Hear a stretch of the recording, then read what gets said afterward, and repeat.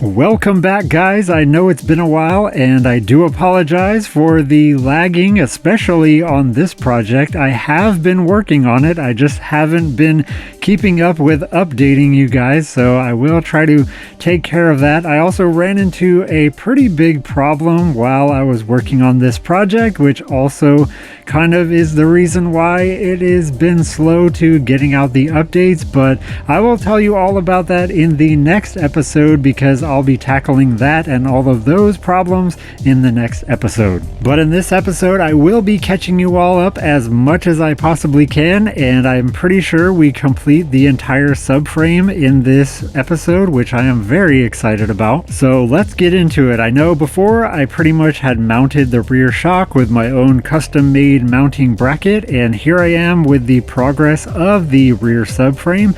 I pretty much have both rails aligned and also the supports going down to both sides. I'm actually going to double those up, so they're going to have like two little supports on either side, and I am pretty happy with the progress so far. It's looking more and more like a motorcycle again. I can actually sit on it kind of and have it support my weight, which is nice, and I'm only going to be doing things to reinforce that. And back here I'm just trying to visualize a rear kickup, and getting this angle and also the length of it is pretty important because it again changes a lot of how the motorcycle looks overall. I already have a pretty good idea of how I want everything to look back here, and I've made some Photoshop mock-ups, but I am still kind of just doing it as I go along because as much as you mock everything up, it's gonna look different when you actually make it. So here I am just making sure I have all the angles exactly how I want them and the lengths of all these pieces.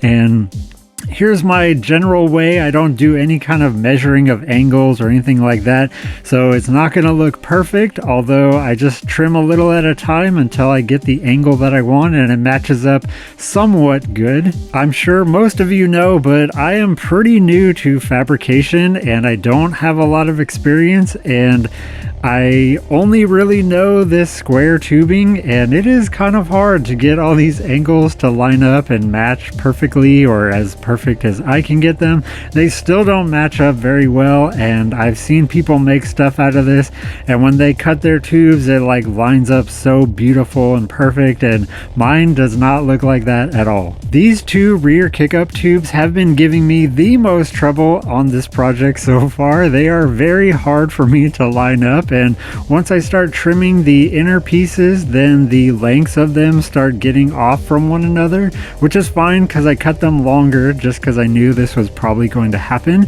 But then when one is longer than the other, it starts messing with your perception and all the angles start getting kind of weird and off. So yeah, I just wanted to cut these so that they were at least level with one another, because then I could have a better visualization of if this is actually straight or not. I was just going to make a bar go flat across, but I thought another little kickup is actually going to look nicer and kind of cap off the end of the seat, so I'm going to try that. And as you can see, my left one is still just slightly lower than the right one, so I got to move that one up.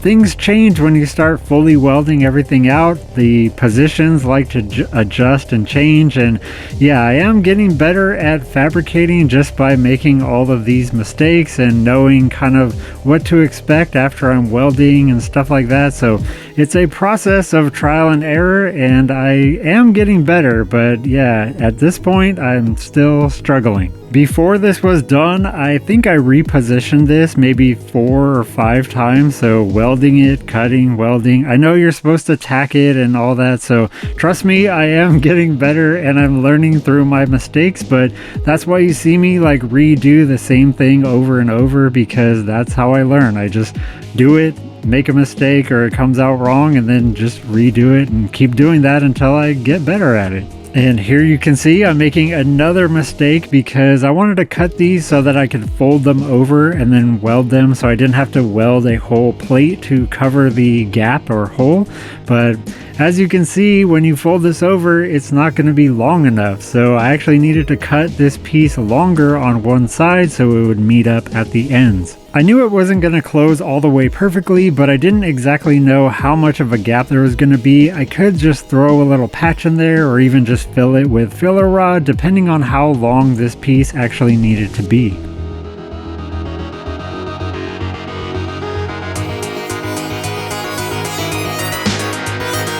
Alright, so those gaps turned out to be much larger than I was anticipating, so we're going to have to take care of that later. Although I am very happy with all the angles, the kick-up angle, even the little end cap, so everything is looking really good except for these two bars are still bothering me. As you can see, they are both kind of twisting inwards, and I did match them to one another because one of them had that, and I figured, hey, if I just mirror that, it might actually kind of look cool or interesting. And I think it's right on that edge where if I twisted them more, it would look better, or less. So now I'm gonna say screw it, and I'm just gonna make them parallel like the other two bars in front of them. I think that's gonna look better. And to do that, I'm just gonna have to jig everything up. And yes, you're right, I should have just done this from the very start with almost all of these pieces, and I kind of did that on the two main bars, but I don't know why I didn't for this. It's kind of because I needed to set the angle with one of them, and then a lot of this I didn't know where these things were gonna land, so that's kind of my explanation for why I didn't do this. But now that I'm kind of whittling it down and figuring out exactly where I want them, I can start making little jigs like this. And as you can see, things are much more aligned now. I've accepted the fact that these bars and angles are not going to be perfect. And let me tell you, it is extremely hard to eyeball all of these because you use the other bars as references. So if one of them is off, it makes the other ones look off, even though the other ones might be perfectly straight. So trust me, it is very hard to eyeball all of this. I'm going to show you a center line shot so you can kind of see how this all lines up, and it's going to look like that back little piece is up and to the right, but that's only because that middle bar is actually down to the right slightly. So yeah, it plays with your perception. And when I was showing my dad all this progress and redoing it so many times, he thought I was totally nuts and crazy. He's like, it looks straight, it looks fine, but no, I need to make it better. But I finally conceded with there's nothing on this bike that is actually symmetrical, even from the factory, so my stuff is just gonna blend right in because, you know, the rear swing arm is totally offset and it's not even symmetrical on either side, so I'm okay. It looks like 95% of the way there. Now I just gotta throw on these two little end caps that I had cut out, and I have found one of the most frustrating things about welding is just holding things in place so you can tack them. I know I need a proper welding table with a bunch of fixtures and all that. That would definitely make things a lot easier. I've tried clamps, magnets, and tape seems to work the best for most things, even though once the tape gets hot, it doesn't want to stick anymore, so that can be a pain.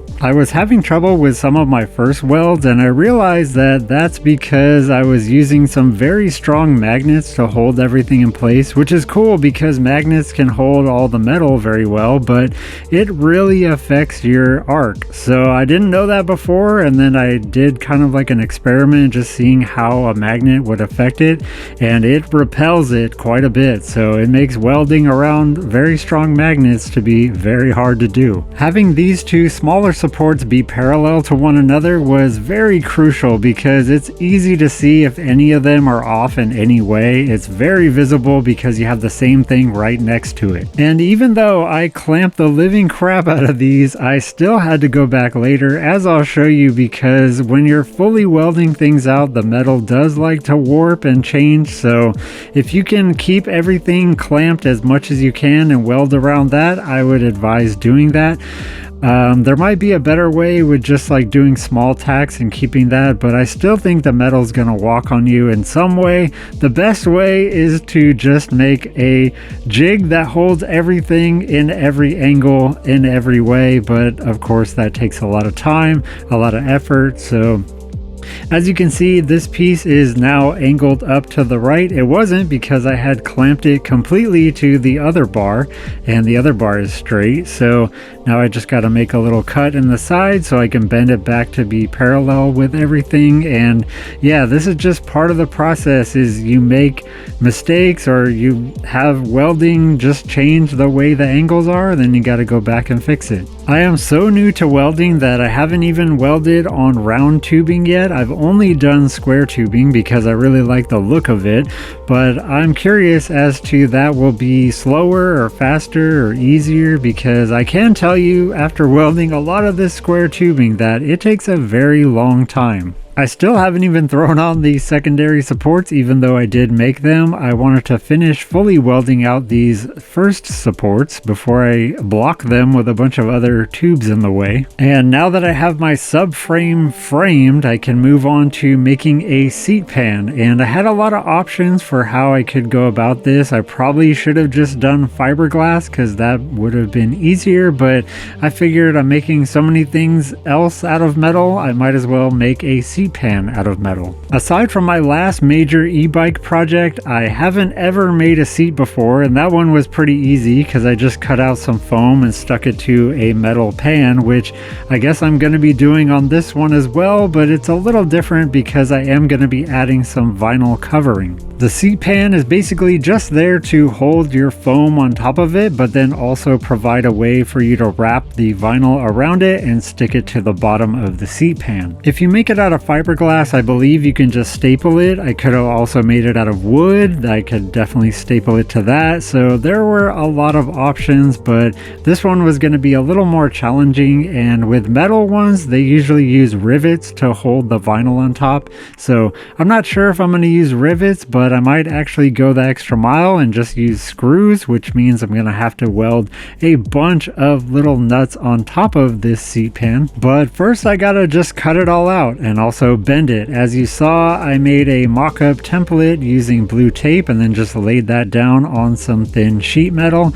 My buddy was like, wow, that's really thin. I don't know, like, should have you used a thicker piece of metal? And maybe I should have, but I just figured like all it has to do is support the foam. It's not really gonna be taking your whole body weight. So yeah, I think this is fine. If I fall through the floor of the seat pan, I'll let you know, but I think I'm gonna be okay. Someday I will have a proper press brake so I can make very clean bends, but for now this is what I'm working with, and it's totally fine that it's not exactly a sharp edge. It actually fits pretty well considering I'm not having any kind of mounting system yet. It just kind of sits in there, and that means that all the bends are looking pretty good.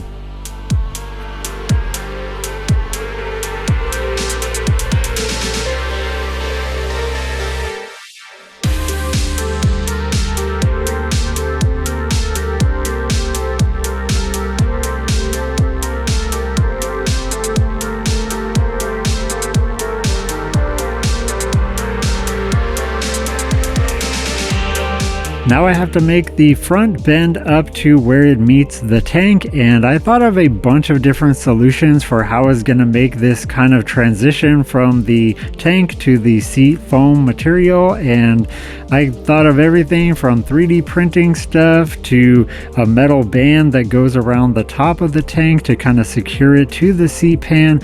I don't exactly have that part totally figured out, but I'm sure I will come up with something. I also have to come up with a solution on how I'm going to make this seat pan be permanently attached to the subframe. I can't weld it because I need to stretch some vinyl on it, and plus you might want to take off the seat later, so I'm going to have to make these little brackets here and weld them to the frame.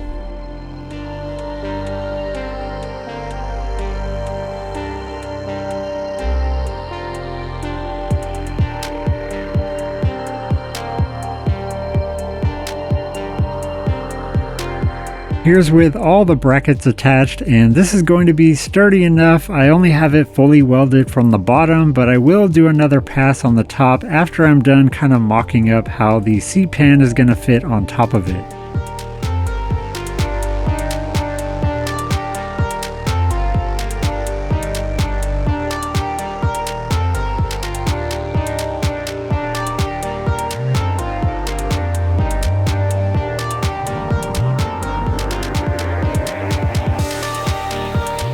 Now that that's all lined up, I can just mark where all the holes are going to be so I can put some screws through there, and then also marking all of the inner structure of the subframe so that when I do a whole mess of holes for all the rivets or screws, they're not going to be interfering with the bars of the subframe.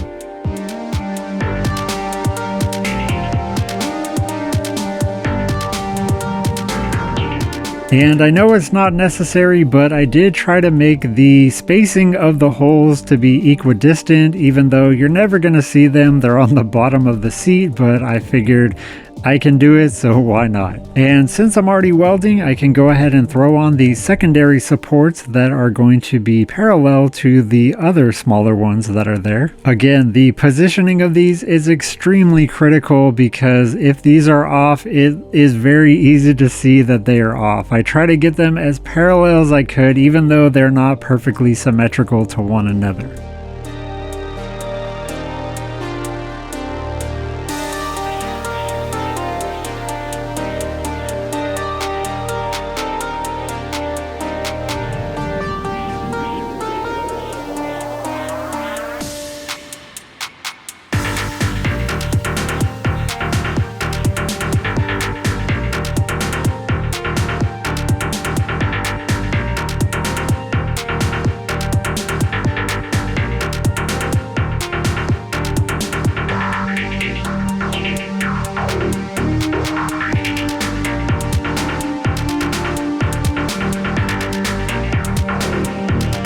Here's how the first one looks, all burned in there and set in place. I'm actually really happy with how these are paralleled to one another. They look pretty darn close to perfect. There's just a few little spots that maybe could be better, but now I just got to repeat that on the other side. Not only do I have to parallel these to the one next to it, but then I have to mirror that and make sure those spacings are all correct. So just a lot of moving things around here. There is one little segment that is not quite lining up exactly how I want it. So again, I got to take this off, make a little chop, and then adjust that angle to be just perfect or close enough.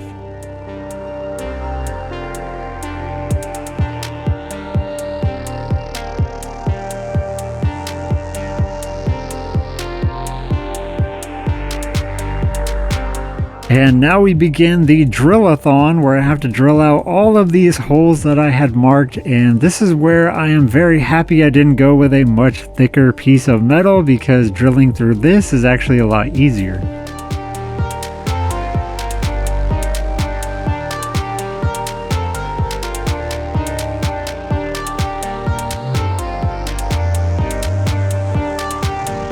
Now we just got to blast that last little support on there, and as you can see, my welding is actually getting a little better. I still struggle with being consistent because sometimes it looks somewhat decent, other times it looks atrocious. I did have to weld these nuts onto this very thin piece of metal, and it's extremely hard because your torch just wants to burn through anything that's very thin. This, to me, this was pretty challenging, but I'm actually getting better at welding. Who would have thought the more you do something, the better you get at it? Although I will say that welding thin material, yeah, that tripped me up quite a bit, as you guys will see in the next episode. That was foreshadowing my humongous roadblock. Thankfully, this metal is easy to punch through, so it didn't take me too long to drill all these holes out.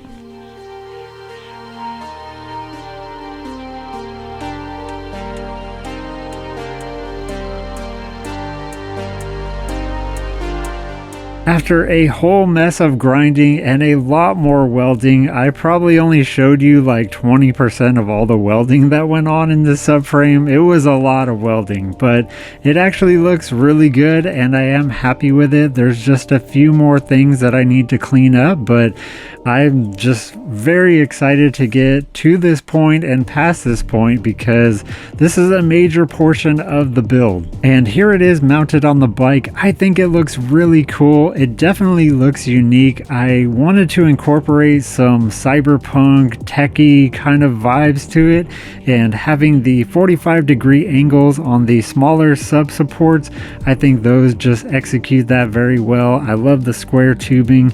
I'm really happy with how all the angles with the tank, with the rest of the bike, it looks very aggressive. I'm really happy with how this is coming out. I know it's taken me a while for an update, but the subframe is pretty much fully completed, and I am so excited for the rest of the progress on this build. Thank you guys so much for watching, and I will see you in the next one.